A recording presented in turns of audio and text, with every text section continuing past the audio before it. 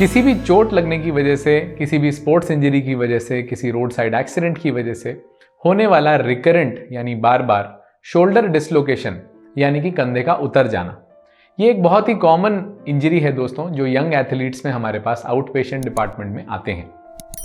आज का एक छोटा सा ये जो टॉपिक है, ये रिकरेंट शोल्डर डिसलोकेशन के बारे में सभी चीज़ें आपके फ्रीक्वेंटली आस्क्ड क्वेश्चंस को कवर करेगा। उम्मीद करता हूँ आपको ये पसंद आएगा। शोल्डर डिसलोकेशन एक बहुत कॉमन समस्या है, जैसे कि हम बात कर रहे थे, और बहुत सारे पेशेंट्स हमारे पास later when they are suffering आते हैं। इनिशियली एक डिसलोकेशन, दो डिसलोकेशन पर उनको एहसास नहीं होता कि ये एक रेकरिंग चीज़ बन सकता है या इसको एक परमानेंट इलाज की ज़रूरत पड़ेगी। बहुत सारे लोग इनिशियल जब भी पेशेंट डॉक्टर्स के पास जाते हैं तो उनको कंजर्वेटिव मैनेजमेंट यानी कि ice pack, rest, immobiliser, shoulder को रिड्यूस करने के बाद दे दिया जाता है। इसी के साथ साथ कुछ मेडिकेशंस जैसे कि एंटी इन्फ्लेमेटरी ड्रग्स, कुछ एनाल्जेसिक्स यानी पेन किलर्स दिए जाते हैं, जिसके बाद उन्हें कहा जाता है कि वो अपने डॉक्टर से फॉलो अप करें। बहुत सारे पेशेंट डॉक्टर के पास दोबारा रिपोर्ट ही नहीं करते। जान करके आपको अचंभा होगा, पर यह सत्य है। एक्चुअली प्रॉब्लम क्या है कि जब तक पेशेंट को रिकरिंग शोल्डर डिसलोकेशन नहीं हो जाता, तब तक उन्हें ये चीज़ पता नहीं लगती कि इसका इलाज करना बहुत ज़रूरी है। वो जब भी किसी भी स्पोर्टिंग एक्टिविटी में या किसी भी एक्टिविटी में जहां वो एक एथलेटिक पोजीशन यानी एबडक्शन माने कि एबीडक्शन, हाथ को दूर ले जाते हैं और हाथ को एक थ्रोइंग पोजीशन में लेकर के आते हैं, तो उन्हें महसूस होता है कि उन्हें डर लगता है। बहुत सारे पेशेंट्स कहते हैं कि सर मैं ऐसे ऊपर से थ्रो नहीं कर पाता, मुझे साइड से थ्रो करना पड़ता है। बहुत सारे लोग कहते हैं कि सर मैं रात को सोते सोते अगर हाथ कंधे के नीचे रख लूँ, अगर सर के नीचे रख लूँ तो कभी कभी ये निकल जाता है, इससे मेरी नींद खुलती है, पर मैं इसे दोबारा रीलोकेट कर लेता हूँ। तो ये सभी सिम्टम्स दोस्तों बेसिकली रिकरिंग शोल्डर डिसलोकेशन के हैं। अगर इसमें से कुछ भी हमें एक बार या उससे ज़्यादा बार हुआ है तो हमें ऑर्थोपेडिक परामर्श लेने की ज़रूरत पड़ती है। तो दोस्तों जैसा हमने बात किया कि शोल्डर डिसलोकेशन मुझे है या ये रिकरिंग शोल्डर डिसलोकेशन है और मुझे ट्रीटमेंट की ज़रूरत है, मुझे पता कैसे चले। तो दोस्तों जब भी ये शोल्डर डिसलोकेशन आपको होगा, किसी भी कारण से हो, चाहे वो चोट लगे, चाहे वो एक थ्रो की वजह से हो, चाहे वो एक आरटीए की वजह से हो, आपका शोल्डर पेनफुल हो जाएगा। For the next 4 to 6 weeks आप इसमें रिस्ट्रिक्टेड मूवमेंट्स कर पाएंगे, मतलब ये पूरी चाल नहीं देगा आपको, और आपको एक सडन लॉस ऑफ स्ट्रेंथ यानी ताकत की कमी महसूस होगी। इसी के साथ साथ दोस्तों बहुत सारे यंग पेशेंट्स आते हैं जो इंजरी के होने के बाद, जहां उन्हें इवन ये लगता हो कि ये कंधा, गोला और कटोरा जस्ट सबलक्स करके, मतलब आधा सा उतरा और ये वापस आ गया और मुझे डर लगा और मैंने रोक लिया। तो ये सबलक्सेशन का एपिसोड भी कई बार आगे आने वाले समय में रिकरेंट शोल्डर डिसलोकेशन को जन्म देता है। अब दोस्तों इसके बारे में बात करेंगे कि रिकरिंग शोल्डर डिसलोकेशन क्यों होता है। तो सबसे ज़रूरी चीज़ है दोस्तों ये समझ पाना कि जो कंधे का जो स्ट्रक्चर है, जो भगवान या नेचर हमें देती है, उसके अंदर एक कंधा, बॉल और सॉकेट का जॉइंट होता है। बॉल मतलब एक राउंड स्ट्रक्चर है जो कि एक सॉकेट के अंदर चलता है। सॉकेट के अंदर घुमाना यानी कि अंदर की तरफ और बाहर की तरफ, और सॉकेट में ऊपर की तरफ उठ पाना और घूमना, ये सारे एक्टिविटीज़ बेसिकली बॉल सॉकेट में चल के करता है। अपर लिम्ब के जितने भी जॉइंट्स हैं उनको नेचर ने मूवमेंट इम्पार्ट की है। मतलब अगर मैं कंधे से हाथ को कहीं पर भी ले जाना चाहता हूं तो मैं आराम से ले जा सकता हूं, और ये मूवमेंट्स बेसिकली अपर लिम्ब की एक बहुत ही स्ट्रॉन्ग फैक्टर होता है। जैसे लोअर लिम्स के अंदर बेसिकली कार्टिलेज जो हैं वो वेट बेयरिंग के लिए एसेंशियली बनाई गई हैं, और उनके जो बायोमैकेनिक्स हैं, उनका जो लोड बेयरिंग है वो थोड़ा सा अपर लिम्ब से डिफरेंट होता है। और अपर लिम्ब के अंदर मूवमेंट ज़्यादा रखने के लिए शोल्डर जॉइंट के ऊपर एक इनस्टेबिलिटी का क्वेश्चन मार्क आ जाता है। सो दोस्तों सबसे पहले हम ये चीज़ जानेंगे कि ये शोल्डर डिसलोकेशन रिकरिंग क्यों होता है। इसको जानने के लिए हम लोग सबसे इंपॉर्टेंट चीज़ दोस्तों ये है कि जाने कि कुदरत ने शोल्डर को एक्चुअली बनाया कैसा है। तो सबसे इंपॉर्टेंट चीज़ कि एक शोल्डर एक बॉल और सॉकेट जॉइंट है। अगर जैसे मेरे हाथ को आप देख पा रहे हैं तो this is basically like a round structure जो कि एक सॉकेट के अंदर चलता है। सॉकेट के अंदर चलने से मेरे कहने का तात्पर्य है कि ये अंदर की तरफ घूमता है, बाहर की तरफ घूमता है और ऊपर की तरफ उठता है। तो एसेंशियली सारे फंक्शंस जो हैं वो मसल्स बेसिकली बॉल और सॉकेट को चलाने में यूज करती हैं। इसी के साथ साथ दोस्तों जो बॉल और सॉकेट है इसको अलग करने के लिए पूरे शरीर से या मांसपेशियों से कुदरत हमें एक कैप्सूल नाम की एक चीज देती है, जो एक लचीला मांस होता है जिसके अंदर ये बॉल और सॉकेट होता है। अब दोस्तों ये जानना बहुत ज़रूरी है कि जिस तरीके से एक गोल्फ की बॉल जिस टी के ऊपर रखी जाती है वो गोल्फ बॉल काफ़ी बड़ी होती है और टी काफ़ी छोटा, इसी तरीके से हमारा जो शोल्डर होता है उसकी बॉल काफ़ी बड़ी होती है और सॉकेट थोड़ा छोटा होता है। In comparison to the ball उसका साइज छोटा रहने की वजह से इंस्टेबिलिटी यानी कि लचक जाना या कंधे का निकल जाना बहुत एक कॉमन चीज़ है। इस कैप्सूल और इस सॉकेट के साइज छोटे होने की वजह से शोल्डर के अंदर हमें एक वाइड रेंज ऑफ मूवमेंट मिलता है और इसी वजह से हम शोल्डर से या अपर लिम्ब से एक वाइड वेरिएशन ऑफ एक्टिविटीज कर पाते हैं। दोस्तों जानना बहुत जरूरी है कि कैप्सूल और इस कटोरे के आगे लगा हुआ एक मांस की झिल्ली जिसे हम लैब्रम कहते हैं, ये दोनों वो स्ट्रक्चर्स हैं जिनकी वजह से ये जो सॉकेट है हमारा, ये जो शैलो सॉकेट है या जिसे कह सकते हैं आपकी ये डूंगा सॉकेट है, ये डीप हो जाता है बेसिकली, और इसके ऊपर जो बॉल लगी होती है उसके ऊपर एक कवरिंग रहती है, इसको बोलते हैं कैप्सूलोलेब्रल कॉम्प्लेक्स।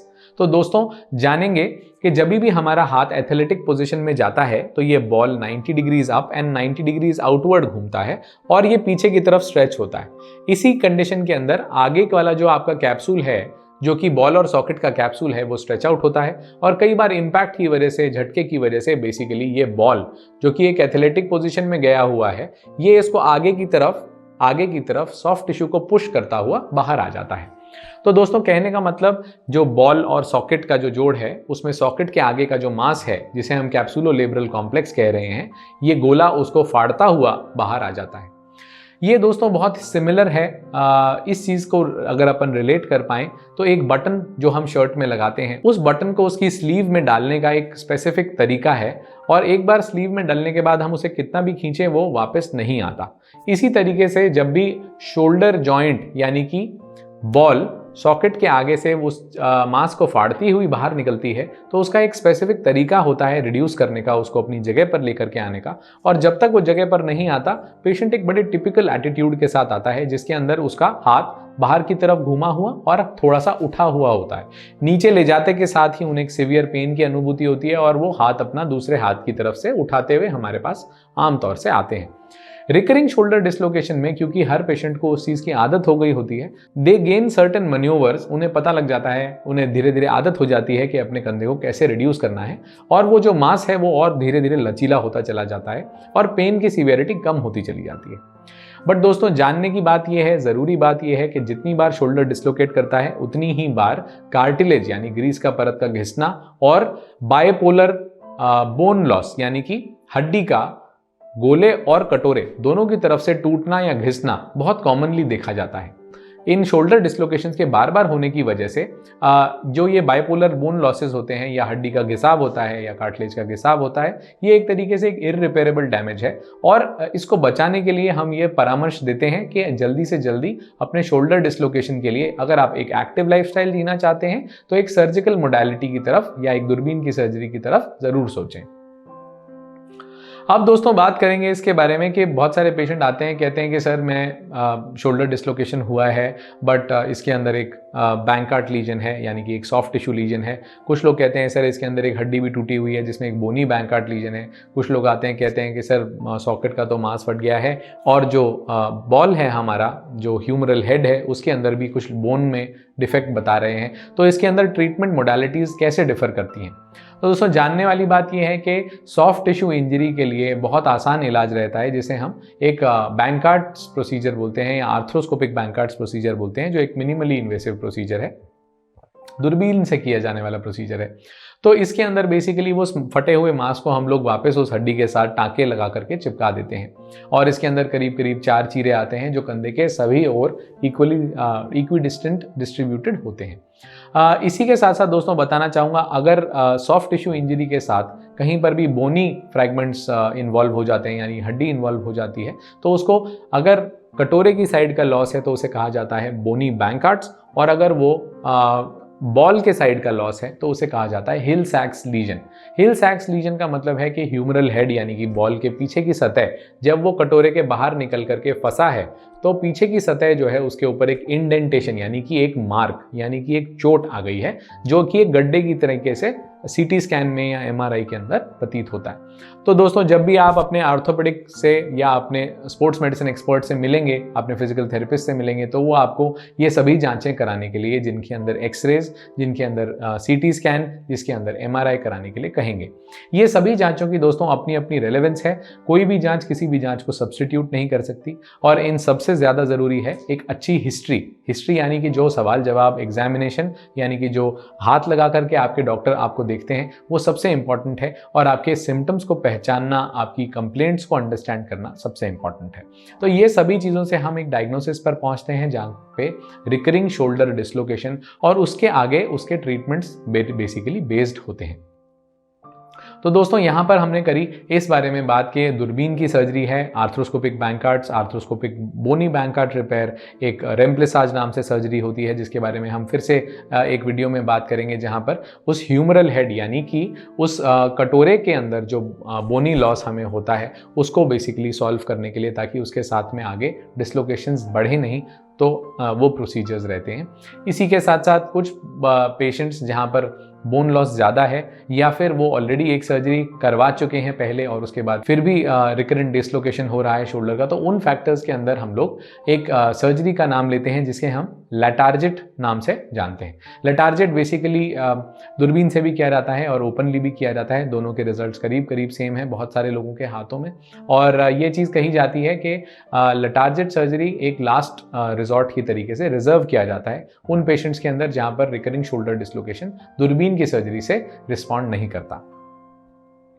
दोस्तों, अब इस बारे में बात करेंगे कि क्या मुझे सच में सर्जरी की ज़रूरत है। बहुत सारे पेशेंट सोचते हैं कि ये 6 महीने में 10 साल 2 साल में एक बार निकलता है, मैंने सर्जरी क्यों करवानी है, मैं एक अपना लाइफस्टाइल मॉडिफिकेशन से काम नहीं चला सकता क्या। तो दोस्तों, अगर आपको शोल्डर डिसलोकेशन है तो there is a scoring system that is called ISIS, जिसके अंदर इंस्टेबिलिटी के रिगार्डिंग एक स्कोर दिया गया है। और उसमें ये बताया गया है कि यंग पेशेंट्स के अंदर जो कि एक्टिव लाइफस्टाइल लीड करते हैं, उनमें एक बार शोल्डर निकल जाने के बाद अप टू 90% चांसेस रहते हैं यंग पेशेंट्स में कि वो रिकरिंग शोल्डर डिसलोकेशन की तरफ जा सकते हैं। तो दोस्तों, बहुत ही सिंपल सरल सी बात है कि अगर आप यंग एज पेशेंट हैं और आप एथलेटिक एक्टिविटी करते हैं, आप एक एक्टिव लाइफस्टाइल लीड करना चाहते हैं और आप एक्टिविटी मॉडिफिकेशंस नहीं करना चाहते, तो एक सर्जिकल मोडालिटी जो दूरबीन से की जाती है, which is almost like a day care procedure, वो आप ऑप्ट कर सकते हैं। बहुत सारे पेशेंट जो कि एल्डरली एज ग्रुप में हैं और पिछले कुछ सालों से शोल्डर डिसलोकेशन को लेकर के चल रहे हैं बट उन्हें कोई प्रॉब्लम नहीं आती, उनके अंदर हम लोग आमतौर से एक्सरसाइजेज यानी कंजर्वेटिव रेजिम चूज़ करते हैं और उन्हें कहते हैं कि वो एक्सरसाइजेज रेगुलर करें ताकि आने वाले समय में उन्हें शोल्डर डिसलोकेशन परेशान ना करे। तो दोस्तों, उम्मीद करता हूं आपको ये छोटी सी वीडियो पसंद आई होगी और शोल्डर डिसलोकेशन के बारे में आपने इन्हीं इमेजेस के साथ साथ कुछ आपको शायद क्लियरिटी मिल पाई होगी कि शोल्डर डिसलोकेशन क्या है और शोल्डर डिसलोकेशन हम डायग्नोज कैसे करें और शोल्डर डिसलोकेशन का ट्रीटमेंट कैसे किया जा सकता है। Thank you for watching. Please do subscribe and comment. Thank you.